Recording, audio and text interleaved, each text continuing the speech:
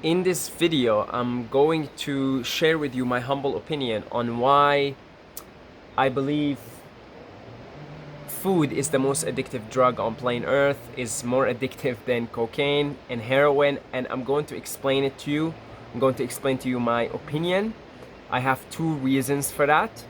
And yeah, this video is a follow-up to a short that I made with the same title, same topic.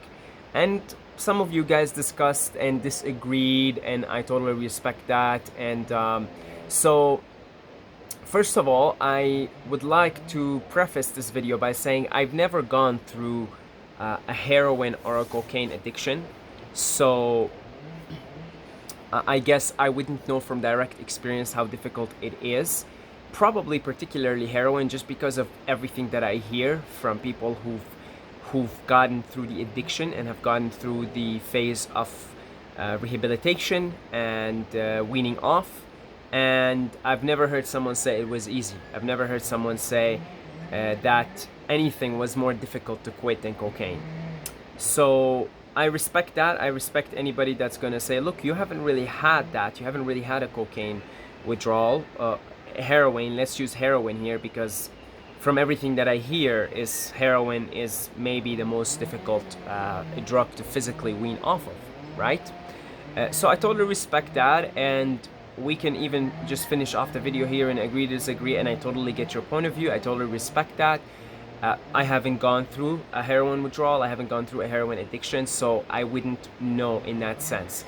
But now comes the part where I do want to explain to you in more detail my perspective on why I still think that food is the most addictive drug on planet Earth. And the two reasons are, let's start with reason number one, and that's very important, is that the food drug is socially sanctioned, socially promoted, socially encouraged. And that for me is the reason why I think that food is more addictive to quit than heroin and cocaine. It may be, now here's where I'll agree with you. If heroin was as readily available, as socially endorsed, as socially promoted as the food drug, I would say there is no way anything is more addictive and harder to quit than heroin. As difficult as heroin may be to quit because of the physical component of the physical addiction of it, it is highly promoted among society and highly encouraged for people who go through a heroin addiction to quit. And you have rehabilitation centers everywhere, and you have many people encouraging you. You have those interventions where the family comes together. I'm thinking of a funny scene from The Sopranos where the Christopher gets the intervention from The Sopranos. It's hilarious. But you get the family interventions, you get friends interventions, you get all these help groups that will try their best to help you to quit. And with food, it's the complete opposite. You have everyone around you encouraging you to partake in this, partake in that. Hey, we're going to see the game on Friday night. We're going to Boston Pizza, or we're going to Pizza Hut or something to watch the game. Let's go and have a beer, right? We're going to have a beer and nachos. And so because everything that we do in society revolves around food, in my opinion, it is the most difficult drug to wean off of. And I am sure many people who do go through heroin and do quit heroin will shun away from the thought of going on a week water fast, or will shun away from just quitting junk food altogether. You see? So think about it like this. From a bigger picture, I'm looking at the bigger picture here. From a long-term perspective, for someone to completely quit, let's say heroin, maybe it's more intense, like the in-moment intensity of the physical addiction, the physical craving for heroin, and the subsequent difficulties that follow from the actual process of trying to quit. That is, I'm sure is more difficult than trying to quit eating Lay's and Kit Kat every day, right? I'm sure physically speaking, the torment of trying to quit heroin is more difficult. But from a longer term perspective, I'm talking about a human that lives 100 years. I see food as more difficult to quit and more addictive. And even if you, let's say, go on, you quit, you have a fasting focused lifestyle, you quit all junk food, you eat strictly whole foods, strictly at home, with no additives, with no salt, with no spices, nothing. Just you eat the food as it is. I'm looking down the line 1 year from now, 2 years from now. Let's say 1 year from now, you have Thanksgiving dinner and you go to your family and you've been on the righteous path for a whole year, and you lose yourself, and then you open the door, the door of temptations opens up, and then there you are on like a 2 month binge. You just like, wow, man, I haven't had those steaks in a long time, and you just find yourself every day ordering Domino's pizza, going to supermarket to get junk food, etc. It's easier to fall back into food, in my opinion, in my humble opinion, than it is to fall back into other drugs. Yes, other drugs might be, the hard drugs might be more physically addictive, but from a longer term perspective, you see, how many people there are willing to undertake a 1 week water fast, to let go of eating even for just a couple of days? For many people, that thought is absurd, and that thought is just, it's never going to happen. It's just never going to happen, you see? So the social component to the food drug is absolutely massive. Absolutely massive. Massive, massive. Even the most disciplined of us, the most strict of us when it comes to food, we know that once we open the door of temptations, we can find ourselves lost. Like 2 weeks later, we're like, oof, what happened?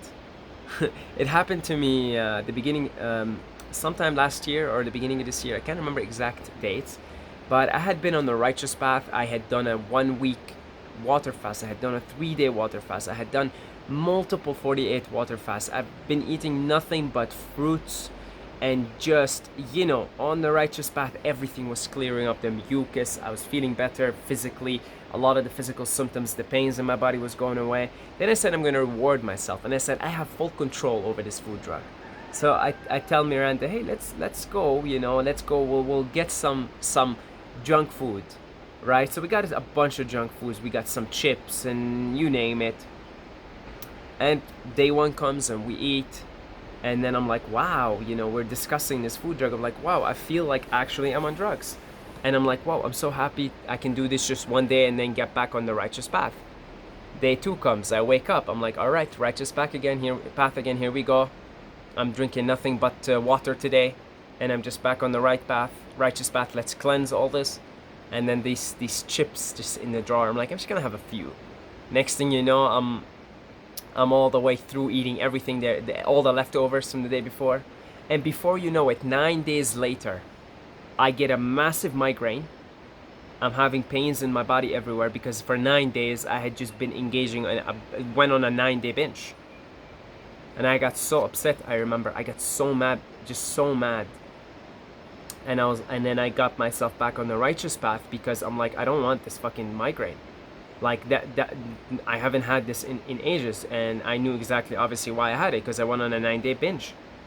So even the most strict of us, due to the availability of it, look, I agree with you. If heroin was as available as food, I wouldn't be having this conversation.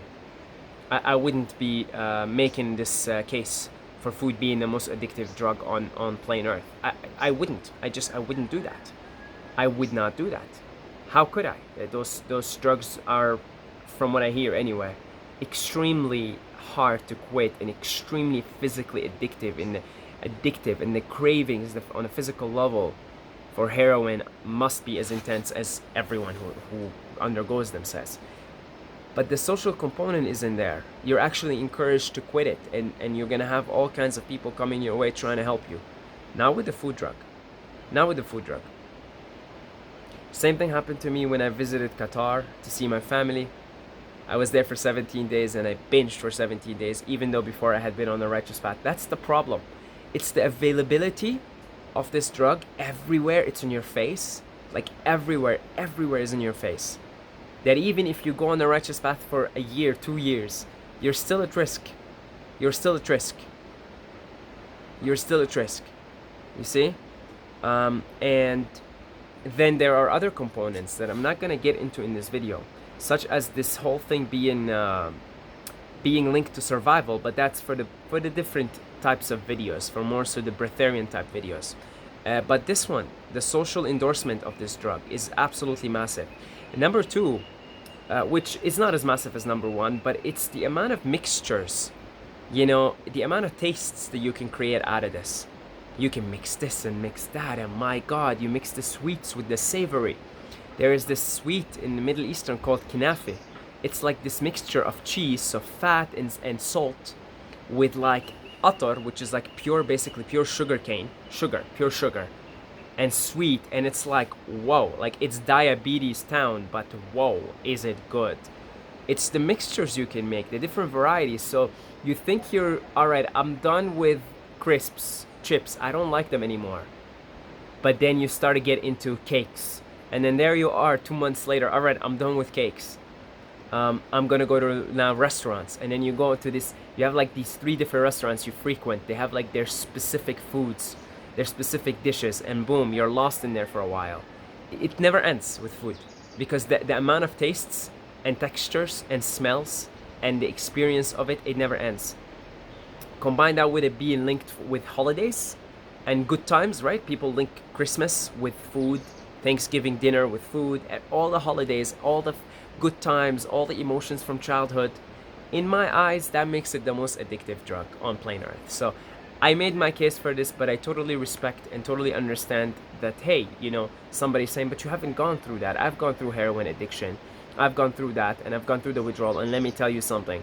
You know, like one of you guys, God bless you said in the comments, like you said, I've gone through this. And for me, doing a 1 week water fast and not eating junk food is easier than what I had gone through. So I totally respect that.